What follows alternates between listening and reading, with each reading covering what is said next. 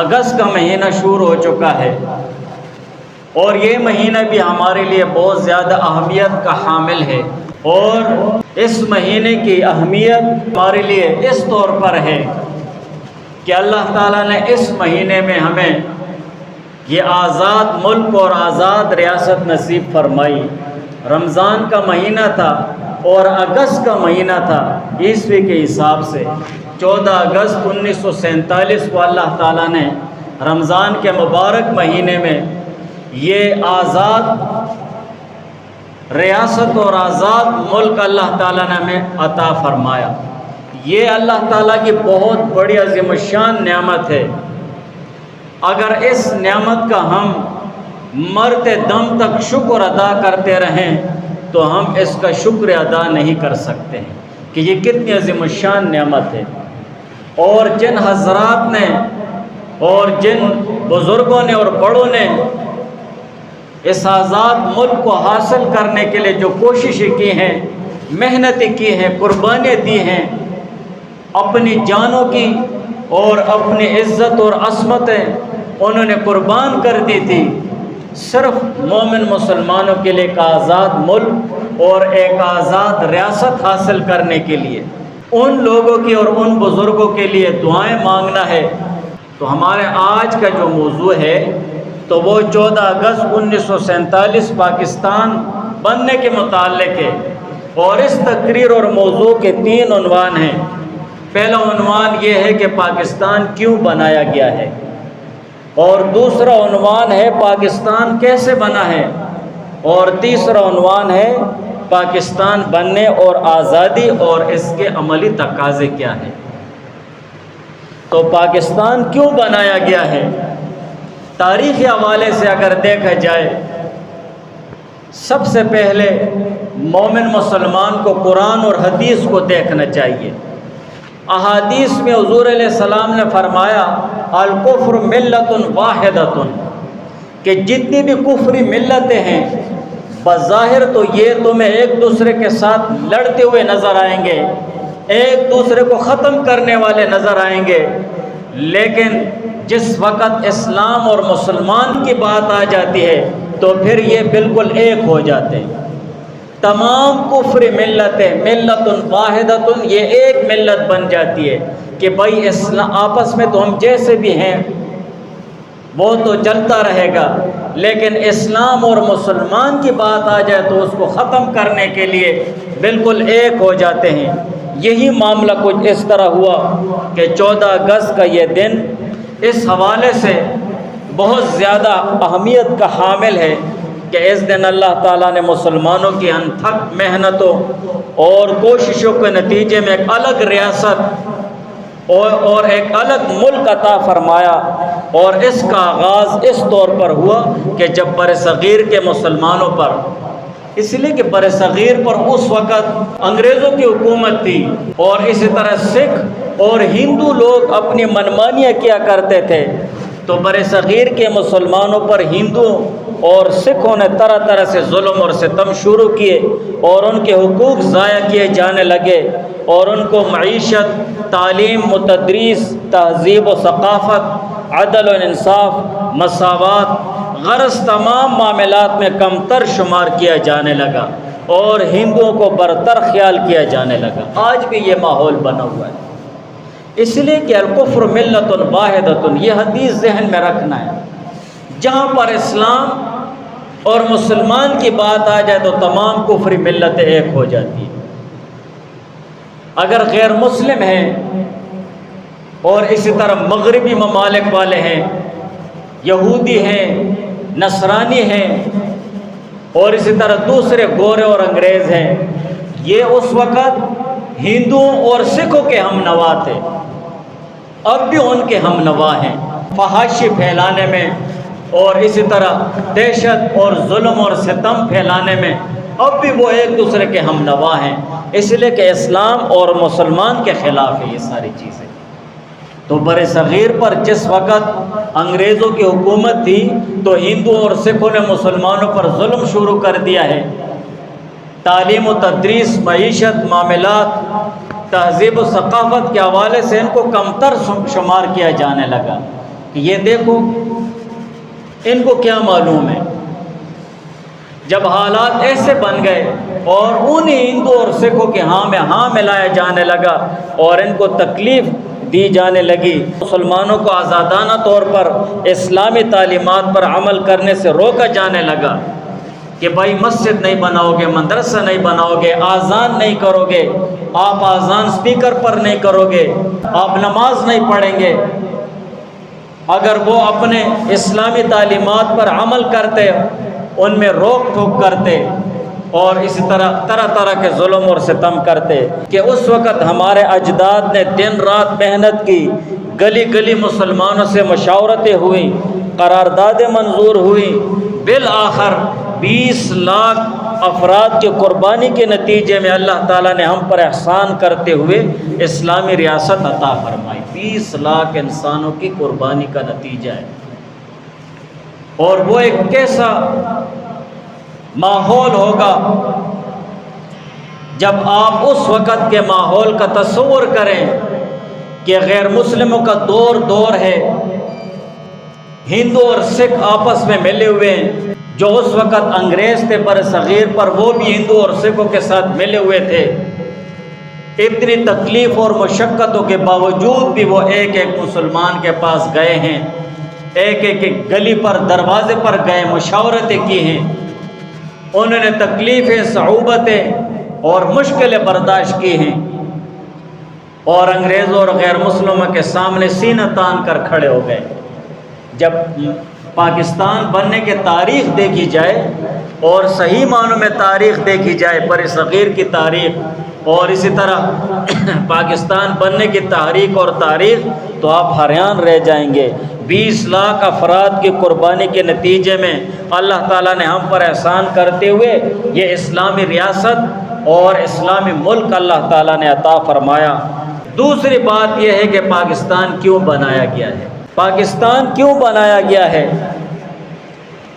سب سے پہلے یہ بات ہے کہ آج کل کے ہمارے نوجوان، بہت بڑی افسوس کی بات ہے کہ ہندوؤں، سکھوں اور انگریزوں کی ہزار مخالفت اور شرارتوں اور سازشوں کا مقابلہ کرتے ہوئے لاکھوں جانوں اور عصمتوں اور کروڑوں اربوں کی جائیدادوں کی قربانی دے کر پاکستان بنانے والوں کی تیسری نسل ان تمام حالات اور واقعات سے قطعاً ناواقف ہے۔ ان کو کیا پتہ ہے؟ یہ تیسری نسل غالباً ہم آ رہے ہیں نا۔ کتنے سال ہو گئے پاکستان کے؟ 75 یا 76۔ تیسری نسل ہمیں لے لو، جس کو تکلیف کا ذرا بھی پتہ نہیں ہے اور ایک آزاد ملک میں پیدا ہو گیا ہے۔ ان بڑوں نے جو تکلیفیں اور مصیبتیں اور پریشانیاں برداشت کی ہیں، ان کا کچھ علم نہیں ہے۔ تو یہ تیسری نسل والے اکثر یہ سوال کرتے ہیں کہ پاکستان کیوں بنایا گیا ہے، انڈیا کو کیوں توڑا گیا ہے، اگر ہم اکٹھے رہتے تو کیا تھا، اور اگر ہم دوبارہ اکٹھے ہو جائیں تو کیا حرج ہے۔ یہ ایسی باتیں ہیں کہ جو ہمارے بڑے ہیں اور بزرگ ہیں، انہوں نے جو قربانیاں دی ہیں، مشقتیں برداشت کی ہیں، اپنی عزتیں تار تار کر دی ہیں، اور اسی طرح اپنی ارب اور کروڑوں کی جائیدادوں کی قربانیاں دے دی ہیں، یہ ان کو گالی دینے کے مترادف ہے۔ جب ہم میں سے کوئی اس طرح کہے کہ ہندوستان کو، انڈیا کو کیوں ٹکڑے کیا گیا ہے، آج بھی اگر ہم اکٹھے رہتے تو کیا حرج تھا۔ یہ بات کرنا اپنے بڑوں کی محنت پر تھوکنا ہے اور ایک گالی دینا ہے ان کی محنت کو کہ انہوں نے سب نے غلط کیا ہے، وہ بے وقوف تھے، ان میں عقل ہی نہیں تھی۔ تو منہ سے اس طرح الفاظ نکالتے ہوئے بہت زیادہ احتیاط کرنا چاہیے۔ جو ہمارے بزرگوں اور ہمارے آباء و اجداد نے الگ ریاست اور ملک حاصل کرنے کے لیے کوشش کی ہے، تو اس کی بنیادی وجہ وہ دین اور اسلام ہے کہ مومن مسلمان سکون کے ساتھ اور دل جمی اور اطمینان کے ساتھ اللہ تعالیٰ کے دین پر عمل کر سکیں۔ ہر مومن مسلمان، مرد اور عورت کی عزت اور عصمت محفوظ ہو جائے۔ آپ دیکھ لیں افغانستان پر کتنے سال لڑائی لگی رہی، اسی طرح کشمیر کو لے لو اور اسی طرح دوسرے ممالک لے لو، اور آج اپنے آنکھوں سے دیکھ لیا غزہ اور فلسطین کو، وہ آزادی کے لیے کتنا ترس رہے۔ تھوڑا سا تصور وہاں کے حالات کا تنہائی میں بیٹھ کر تھوڑا سا تصور کر لیا جائے، وہ جہازوں سے بم برسا رہے ہیں، میزائل آ رہے ہیں، اسی طرح گولیاں برس رہی ہیں، سر چھپانے کے لیے چھت نہیں ہے، پانی پینے کے لیے وہ پانی نہیں ہے، کھانے کے لیے کوئی چیز نہیں ہے، بھوک سے لوگ مر رہے ہیں۔ وہاں پر نماز روزے کا کیا خیال ہوگا جس کے تن پر کپڑے بھی پورے نہ ہوں؟ کوئی حال نہیں ہے، ہسپتال ختم ہو گئے ہیں۔ تو ان حالات کا تصور کیا جائے، تب ہمیں پتہ چلے گا کہ آزادی کیا چیز ہے، آزادی کیا چیز ہے۔ اگر ایک کمرے میں آپ کو بند کر دیا جائے اور باہر سے تالا لگا دیا جائے تو آپ کو پتہ ہے 2 منٹ بعد یہ دروازہ کھولے گا اور تالا کھولے گا یہ آدمی، لیکن 2 منٹ بھی آپ اس میں آپ کا دم گھٹتا رہے گا، نفسیاتی طور پر آپ مینٹلی ڈسٹرب ہو جائیں گے، کتنے پریشان ہو جاؤ گے۔ یہاں پر نیا ورکر آتا ہے، وہ کتنا مینٹلی ڈسٹرب ہو جاتا ہے، 10 15 20 دن وہ مینٹلی ڈسٹرب ہوتا ہے، آہستہ آہستہ پھر عادی ہو جاتا ہے۔ بہرحال تو پاکستان کیوں بنایا گیا ہے؟ جناب محمد علی جناح نے پاکستان کس مقصد کے تحت بنایا تھا؟ تاکہ ہمیں پاکستان بنانے کا مقصد کا علم ہو جائے۔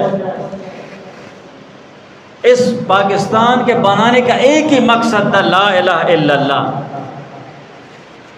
جس وقت محمد علی جناح نے الگ ملک بنانے کی قرارداد پیش کی تو ساتھ یہ نعرہ لگوایا، پاکستان کا مطلب کیا؟ لا الہ الا اللہ۔ یہ نعرہ انہوں نے لگایا تھا کہ پاکستان ہم حاصل کر رہے ہیں تو پاکستان کا مقصد اور مطلب کیا ہے؟ لا الہ الا اللہ، کہ لا الہ الا اللہ محمد الرسول اللہ کی بنیاد پر یہ ملک بنے گا۔ اس ملک میں اسلامی قوانین ہوں گے، اسلامی تعلیمات ہوں گے اور قرآن اور حدیث کے مطابق زندگی ہوگی، کہ اسلام مکمل ضابطۂ حیات ہے۔ 4 مارچ 1946 کو جناب محمد علی جناح نے مقام شیلانگ میں خطاب کرتے ہوئے فرمایا کہ اسلام مکمل ضابطۂ حیات ہے، اس میں دین کو سیاست سے الگ نہیں کیا جا سکتا۔ ہر مسلمان کے پاس قرآن پاک کا ایک نسخہ ہونا چاہیے تاکہ وہ اپنی رہنمائی خود کر سکے۔ یہ اس وقت ان کے الفاظ ہیں، اور آئین کے متعلق جو پاکستان کا آئین مرتب کیا گیا کہ پاکستان کا آئین وہ شریعت کے مطابق ہے یا نہیں، یہ بھی انہوں نے کہا کہ میرے علم میں یہ بات لائی گئی ہے کہ کچھ حضرات جان بوجھ کر شرارت کر رہے ہیں اور پروپیگنڈا کر رہے ہیں کہ پاکستان کے آئین کی بنیاد شریعت پر نہیں ہوگی۔ پاکستان کا جو آئین ہے اس کی بنیاد شریعت پر نہیں ہے، ہماری زندگی پر اسلامی اصولوں کا اطلاق آج بھی اسی طرح ہے جس طرح 1300 سال پہلے ہوتا تھا۔ اور اسی طرح معیشت کے متعلق بھی انہوں نے اپنے فرمودات چھوڑے ہیں کہ جناب محمد علی جناح نے فرمایا اپنی زندگی کے آخری لمحات میں، اور آخری سرکاری تقریب تھی کہ اسٹیٹ بینک آف پاکستان کے افتتاح کے موقع پر 1 جولائی 1947 کو فرمایا تھا، ہم ایک ایسا معاشی نظام مرتب کرنے جا رہے ہیں جو عین اسلامی اصولوں کے مطابق ہوگا۔ مغرب کا معاشی نظام انسانیت کو فائدہ پہنچانے میں ناکام رہا ہے، اور یہ شروع سے آ رہا ہے کہ مغرب کا جو بھی معاشی نظام ہے یہ معاشی حوالے سے ناکام رہا ہے۔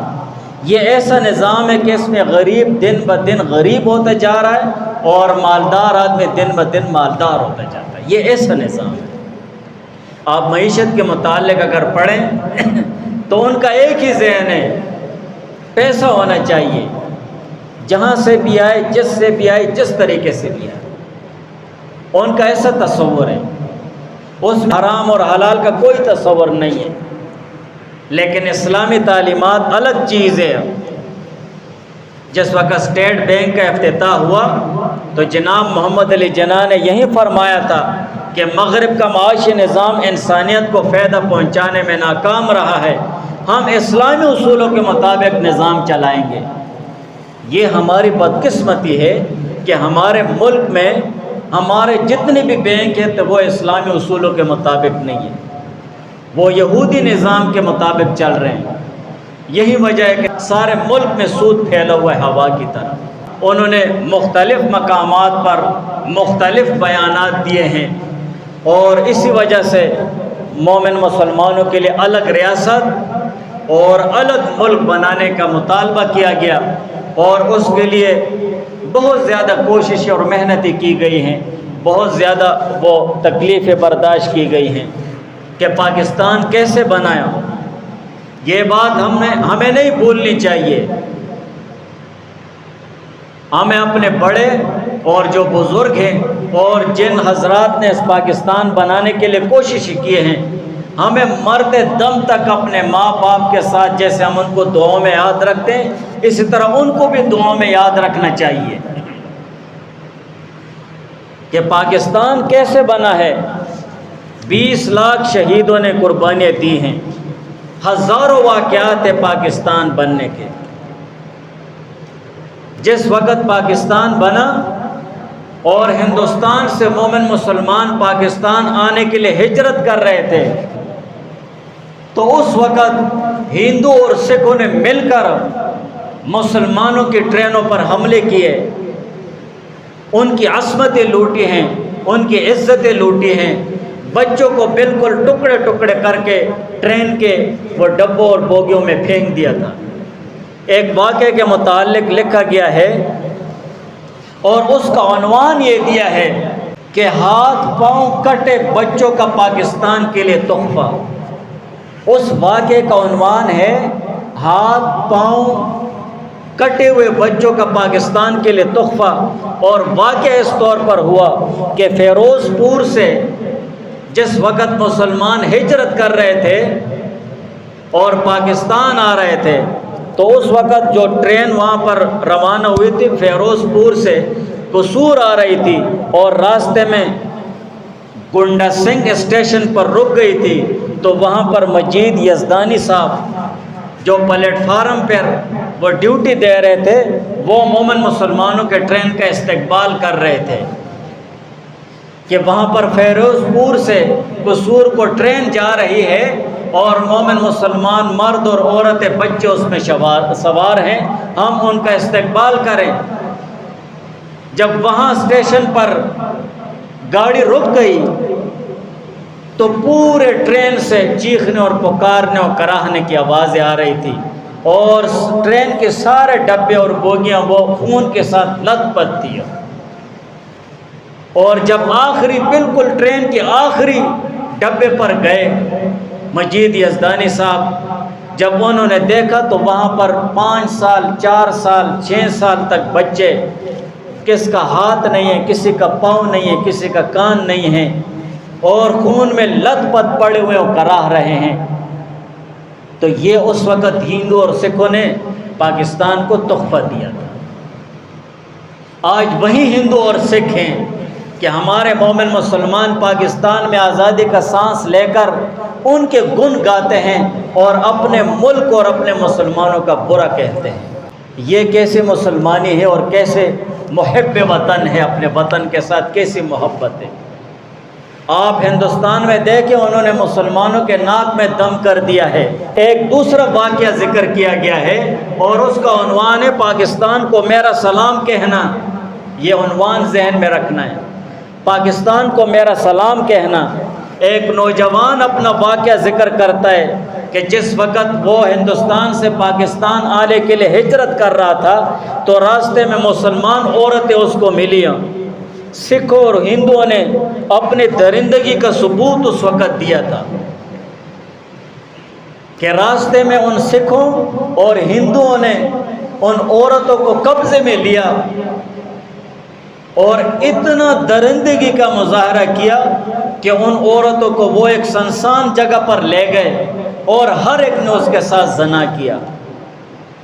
وہ کوئی 4-5 عورتیں نہیں ہوتی ہیں، لازمی بات ہے وہاں سے ہجرت کرنے والے مسلمان، کوئی پیدل آ رہا ہے، کوئی سواری پر آ رہا ہے،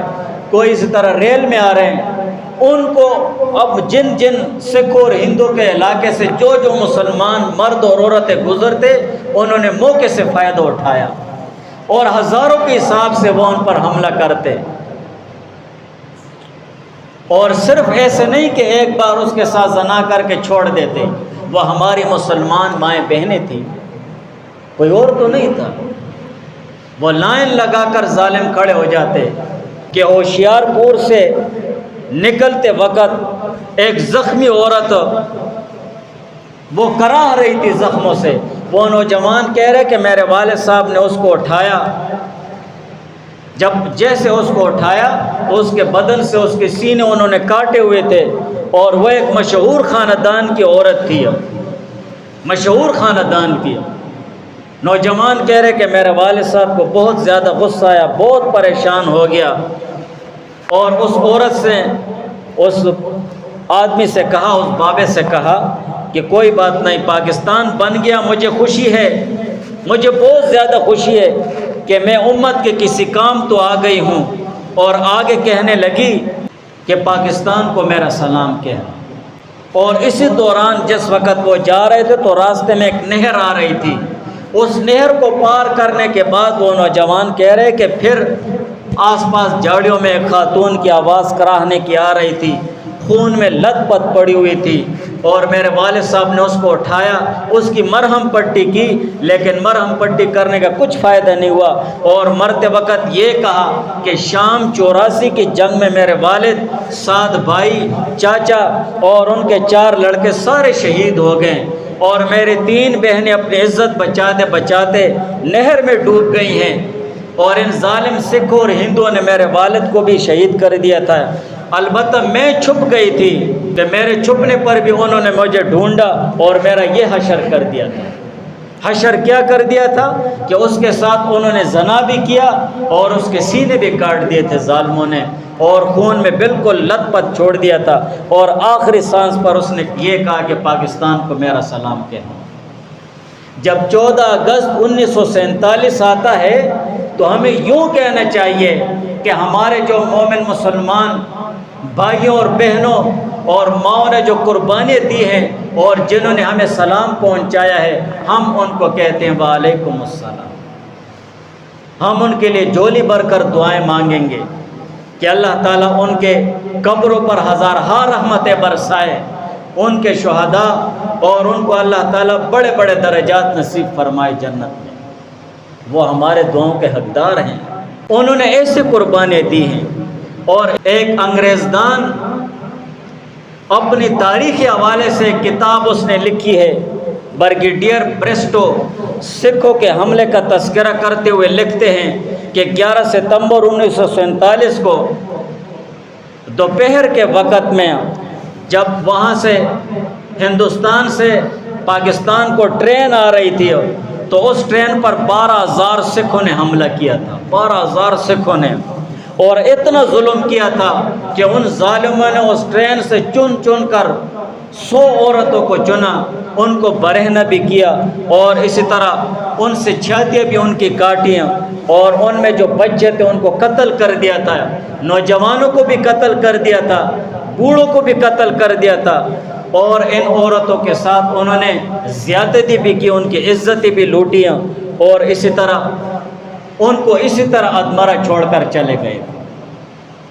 یہ ایک عد واقعات ہیں جو لکھنے والوں نے اپنے کتابوں میں تحریر کیے ہیں، ایسے ہزاروں واقعات آپ کو ملیں گے جو لوگوں نے اپنے دلوں میں اور سینوں میں دفن کیے ہوئے ہیں۔ آج بھی ایسے لوگ ہیں، اگر آپ ان کے ساتھ بیٹھ جائیں تو وہ آپ کو اپنی داستانیں سنائیں گے کہ پاکستان کیسے بنا تھا، ہم نے ہندوستان سے پاکستان آنے میں جو ہجرت کر رہے تھے تو کتنی تکلیفیں برداشت کی ہمارے بڑوں نے، وہ آپ کو اپنے واقعات سنائیں گے۔ تو پاکستان ایسے نہیں بنا کہ بس ہمارے بڑوں نے اجداد نے آواز اٹھائی کہ ہاں بھائی ہمیں الگ ملک اور ریاست چاہیے، اس کے لیے انہوں نے جانوں کی قربانیاں دی ہیں، 20 لاکھ افراد نے قربانیاں دی ہیں، اور سب سے زیادہ قربانیاں وہ علماء نے قربانیاں دی ہیں۔ تو لہٰذا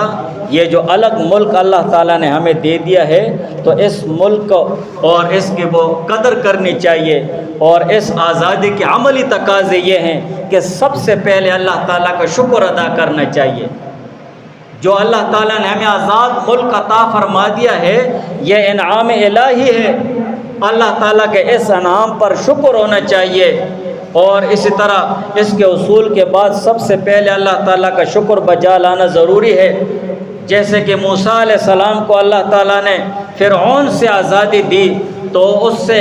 فرعون سے بچنے کے بعد موسیٰ علیہ السلام نے شکرانے کے طور پر روزہ رکھا۔ عبداللہ ابن عباس رضی اللہ تعالیٰ عنہما سے روایت ہے کہ حضور علیہ السلام جب مدینہ منورہ تشریف لائے تو ان لوگوں کو پایا کہ وہ روزہ رکھے ہوئے یوم عاشوراء کو، تو حضور علیہ السلام نے پوچھا کہ یہ کیا وجہ ہے کہ آپ لوگوں نے اس دن روزہ رکھا ہوا ہے؟ ھذا یوم عظیم، ان لوگوں نے کہا یہ بہت بڑا دن ہے، وہ یوم، یہ ایسا دن ہے کہ اللہ تعالیٰ نے اس میں موسیٰ علیہ السلام کو بچایا اور فرعون کو غرق کر دیا تھا۔ فصام موسیٰ شکرا للہ، تو موسیٰ علیہ السلام نے اللہ تعالیٰ کے لیے شکرانے کے طور پر روزہ رکھا۔ تو حضور علیہ السلام نے بھی پھر فرمایا کہ ہم تو آپ سے زیادہ موسیٰ علیہ السلام کے قریب اور زیادہ حقدار ہے کہ ہم روزہ رکھیں، لہٰذا حضور علیہ السلام نے روزہ رکھا بھی اور روزہ رکھنے کا حکم بھی فرمایا۔ اللہ تعالیٰ نے حضور علیہ السلام کو فتح مکہ عطا فرمائی، مکہ فتح ہو گیا تھا تو حضور علیہ السلام نے چاش کی نماز 2 رکعت کے بجائے 8 رکعت پڑھی۔ چنانچہ ام ہانی رضی اللہ تعالیٰ عنہا سے روایت ہے، وہ فرماتی ہیں ذہبت الی رسول اللہ صلی اللہ علیہ وسلم عام الفتح، کہ فتح مکہ کے موقع پر میں حضور علیہ السلام کے پاس تشریف لے گئی، فوجدتہ یغتسل، کہ میں نے دیکھا کہ حضور علیہ السلام غسل فرما رہے ہیں اور اس کی بیٹی فاطمہ رضی اللہ تعالیٰ عنہا پردہ کی ہوئی ہے۔ قالت فسلمت علیہ، ام ہانی رضی اللہ تعالیٰ عنہ فرماتی ہے میں نے حضور علیہ السلام پر سلام کیا، فقال من هذه، حضور علیہ السلام نے فرمایا کون ہے؟ فقلت انا ام ہانی بنت ابی طالب، کہ میں ام ہانی ابو طالب کی بیٹی ہوں۔ فقال مرحبا بام ہانی، حضور علیہ السلام نے فرمایا خوش آمدید ام ہانی۔ فلما فرغ من غسل قام، جب حضور علیہ السلام غسل سے فارغ ہو گئے، قام فصلی 8 رکعات، تو حضور علیہ السلام نے 8 رکعت پڑھی، ملتحقا فی ثوب واحد، ایک ہی کپڑے میں لپٹ کر۔ اور مزید ام ہانی رضی اللہ تعالیٰ عنہ فرماتی ہیں وذاک ضحی، اور یہ چاش کی نماز تھی، یہ چاش کی نماز تھی۔ ان روایات سے معلوم ہوا کہ آزادی ملنے پر اللہ تعالیٰ کو شکر ادا کرنا چاہیے اور زیادہ سے زیادہ عبادت کرنی چاہیے، جیسے موسیٰ علیہ السلام نے شکرانے کے طور پر روزہ رکھا یوم عاشوراء کو، اور حضور علیہ السلام نے چاش کی نماز 2 رکعت کے بجائے 8 رکعت پڑھی۔ تو ہماری ذمہ داری کیا بنتی ہے کہ اس دن بھی اللہ تعالیٰ کا شکر ادا کر، الحمدللہ یا اللہ آج 14 اگست کا دن ہے، ہمارے آباء و اجداد اور ان بڑوں کی قربانیاں یاد آ گئی ہیں، ان کی مشقتیں یاد آ گئی ہیں، ہماری ماؤں بہنوں بیٹیوں نے قربانیاں دی ہیں، تکلیفیں برداشت کی ہیں، وہ ہماری مائیں بہنیں تھیں، وہ ہمارے بھائی تھے، بڑے تھے، بزرگ تھے، ان کے لیے دعائیں مانگنی چاہیے۔ اور اس کے بعد ضروری چیز یہ ہے کہ جب الگ ریاست اور ملک حاصل ہو گیا ہے تو ہر مومن مسلمان کی ذمہ داری ہے کہ وہ اقامت دین اور ارکان اسلام کی پابندی کرے، دین کو قائم کرنے کی اور ارکان اسلام کی پابندی کرے۔ اللہ تعالیٰ نے فرمایا الذین ان مکناہم فی الارض اقاموا الصلاۃ وآتوا الزکاۃ، کہ یہ وہ لوگ ہیں اگر ہم ان کو زمین پر اقتدار دے دیں، الگ ملک دے دیں، الگ ریاست دے دیں، اقام الصلاۃ تو یہ نماز قائم کریں، وآتوا الزکاۃ اور زکوٰۃ دیں گے۔ تو اس آیت میں ان لوگوں کے لیے ہدایت ہے جن کو اللہ تعالیٰ نے ملک و سلطنت عطا فرمائے اور وہ اپنے اقتدار میں یہ کام انجام دیں۔ کہ نماز قائم کریں اور زکوٰۃ ادا کریں اور ارکان اسلام کو بخوبی انجام وہ ادا کرنے کی کوشش کرتے رہیں۔ لہٰذا اسلامی ریاست کے فرائض اور واجبات میں یہ شامل ہے کہ وہ نظام صلاۃ و زکوٰۃ اور ارکان اسلام کے لیے اپنی قوت نافذہ سے کام لے، اور دوسرے نمبر پر نیکی کا حکم دے۔ وَأْمُرُوا بِالْمَعْرُوفِ، ہر مومن مسلمان کی ذمہ داری ہے اور صاحب اقتدار کی زیادہ ذمہ داری ہے کہ وہ ہر طرف نیکی اور بھلائی کو پھیلائے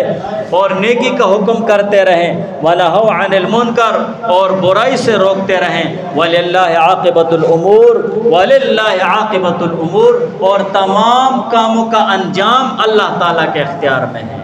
لہٰذا ہم نہ نماز قائم کرتے ہیں، نہ ارکان اسلام کا لحاظ کرتے ہیں، نہ زکوٰۃ دیتے ہیں، نہ نیکی بلائی کی ترغیب دیتے ہیں اور نہ برائی سے روکتے ہیں۔ وَلِلَّهِ عَاقِبَةُ الْأُمُورِ، تو تمام کاموں کا انجام کار اللہ تعالیٰ کے اختیار میں ہے۔ تو ہمارے کاموں کا انجام بھی ہمیں نظر آ رہا ہے، پھر ہمارے ملک کا کیا انجام ہے اور ہمارے بڑوں کا کیا انجام ہے۔ لہٰذا اپنے ملک اس میں صحیح اسلامی احکامات نافذ کرنے کے لیے کوشش ہونی چاہیے،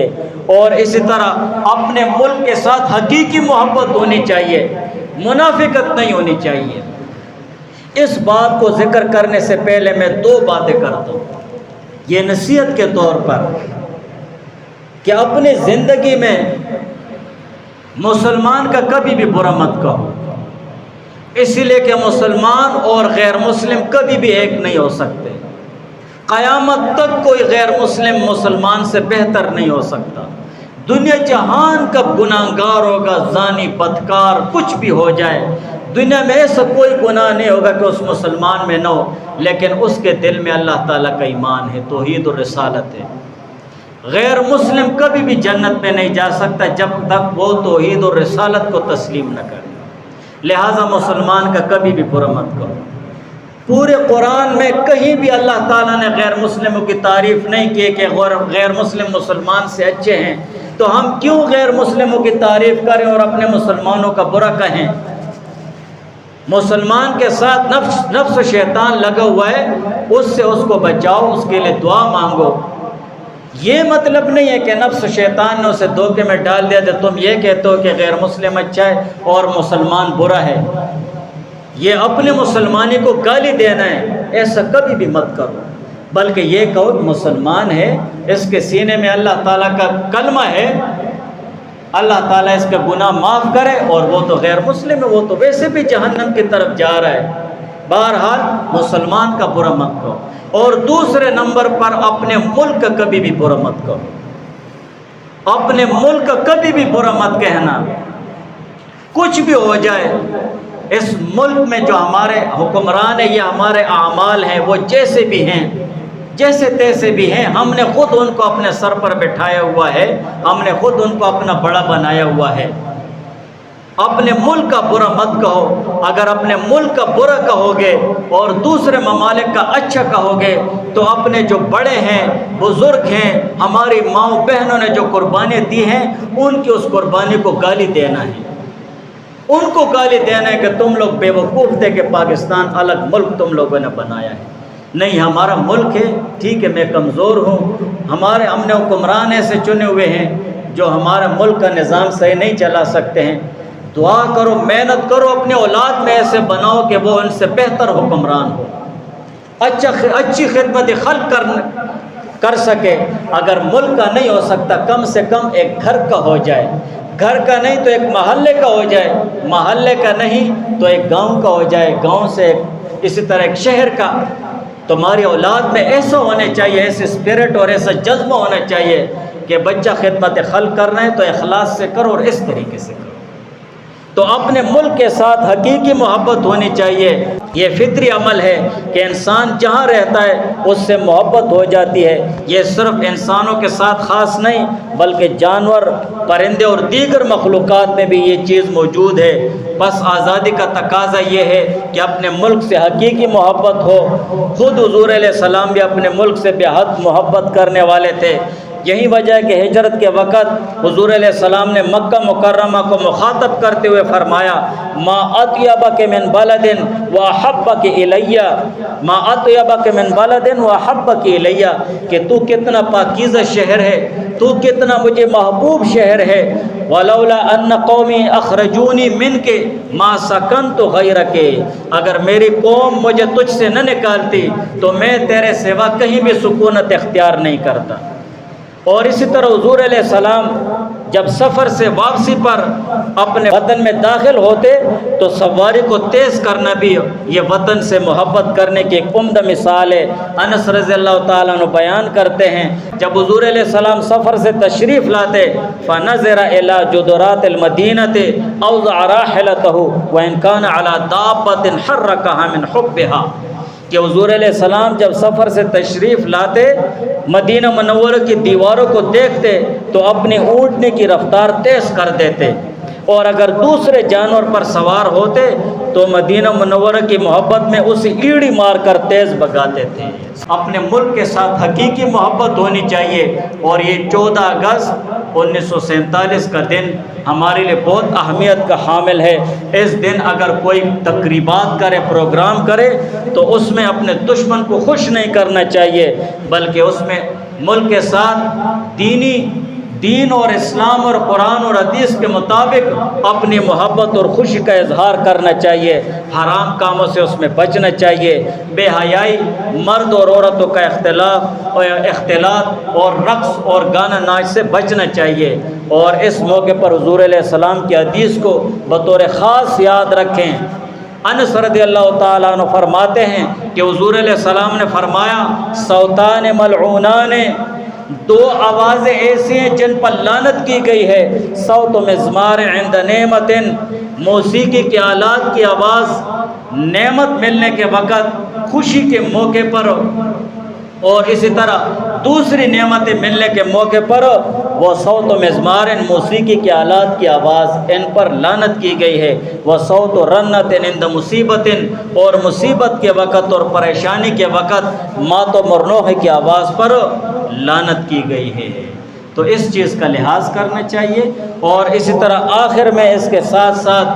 آزادی کے حاصل کرنے کے لیے جن بزرگوں نے اور بڑوں نے کوششیں کی ہیں، محنتیں کی ہیں، ان کو خصوصی طور پر ان کے لیے دعائیں مانگنا ہے کہ اللہ تعالیٰ ان کو